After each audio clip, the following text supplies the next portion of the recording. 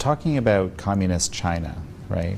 Even today, even as we know there's at least one, if not three, genocides actively happening there, being perpetrated by the communist regime there. Even today, some people say it's not communist anymore over there. Or they'll say something like, look, they lifted millions out of poverty, right? How do you respond to this? Right. Because I've heard many people say that China is somehow more of a capitalist country now because it's allowed some market practices. But the market practices are still controlled by the state. So it's not capitalism the way we're used to it in the West, especially, when I say the West, I include Japan and others that are geographically in the East, but they are part of the West.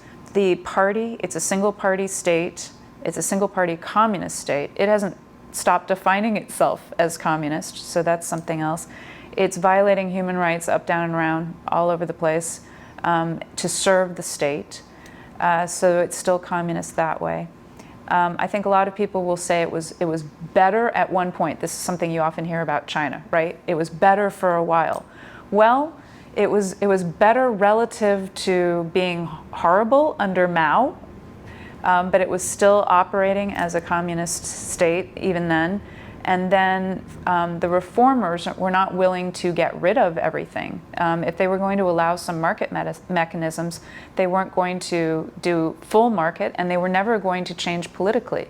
Because China, one of their main takeaways from the collapse of the Soviet Union and what happened before then in Eastern and Central Europe was, oh, we're not going to do it that way. We're going to keep political repression and control, even if we experiment with some things on the market side. I think also the fact that the PLA owns so much of a lot of what's going on. When you have the military that involved with something, it's not free. And they're serving the state too. So you add it all up, then you get a very concerning thing that shows that it's still a communist country. Is it always the same every day like it was, for example, in the Mao period? No. But Xi Jinping is clearly, we're in another period where it's worse again. And even the better stages, like, if I think about it, did I want to live under Brezhnev? No. Did I want to live under Stalin? No.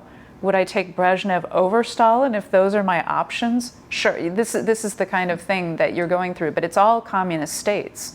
And that's the case for China. And I do think, at least in the last couple of years, more people are waking up about some of the atrocities that are going on.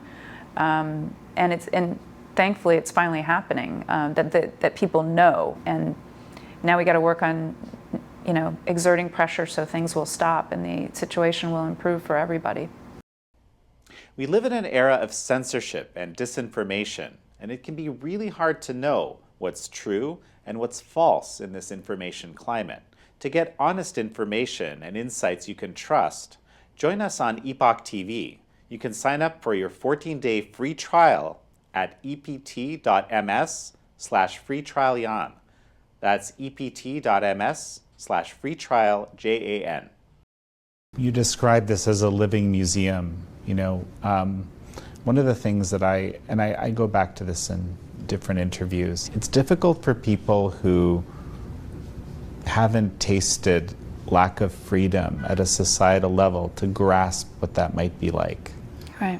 And similarly, as the reverse may also be true to some extent. Right.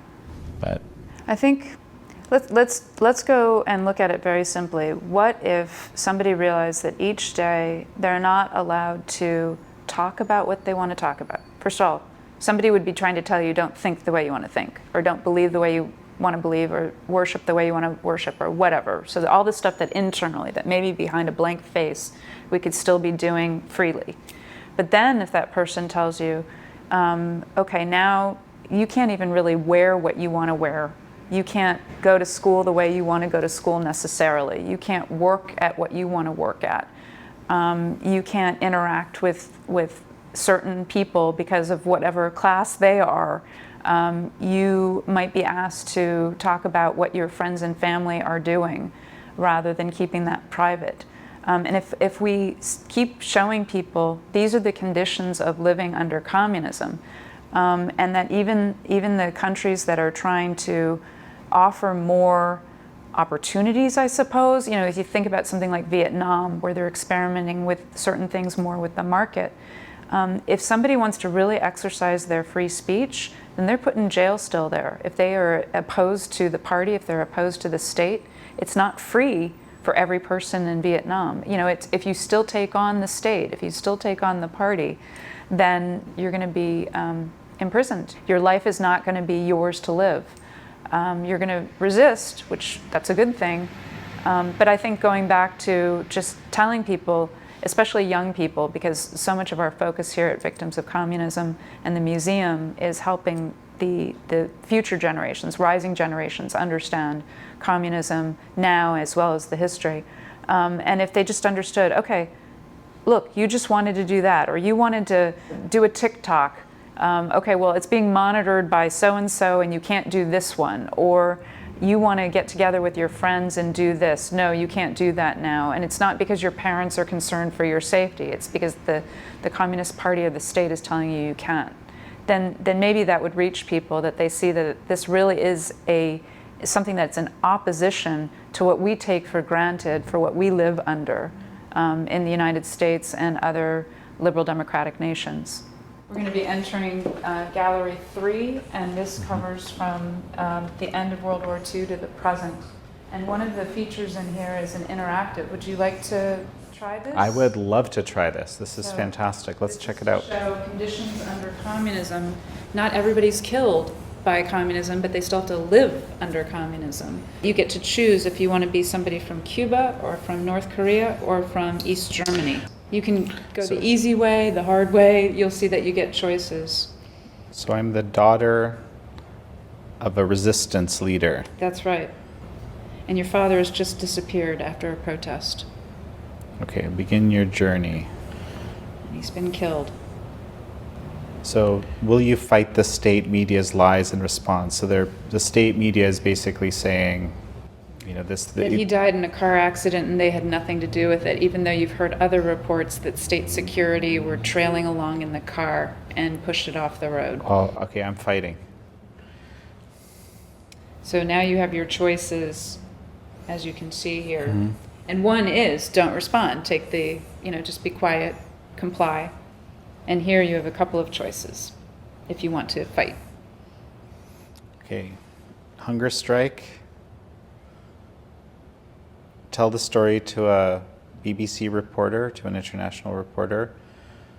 Don't respond to the regime's lies. Now, so I'm going to pick this one because I think that actually most people would probably do this because the consequences of standing up are too much.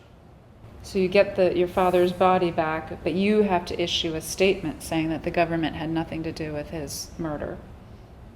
Your brother and you are still the children of this great dissident and an entire movement that he began. So these are the consequences of choices, right? Cuban citizens stage a march. They are arrested and imprisoned under inhumane conditions. Fascinating. This is a really developed story you've got going here. Yes. Well, part of this, we were talking about how some people don't understand that it affects every little choice. Right? Everything, every day, somebody living under the conditions of communism, what do they have to do? They get up in the morning and maybe still inside their head, they're thinking their free thoughts, but then everything they're doing to the outside world, they have to make a choice. Sometimes the choices you have to make are impossible choices. That's right. Yeah. That's right. This is not the, am I getting a cup of coffee today? Am I spending the $3 or $5 to get the dressed up drink? Whatever. These are not the kinds of choices that you're having to make. These are life and death and perhaps going into prison kind of choices. For all of these stories, they're actually based on real people who made their own choices, and we want visitors, especially young people who will be attracted to playing a game, to understand that they made different choices sometimes than the actual person did, but these choices are based on real people. I've heard this over and over again from survivors where they say they can't do anything worse to me, after they've lost a family member, and then they keep fighting.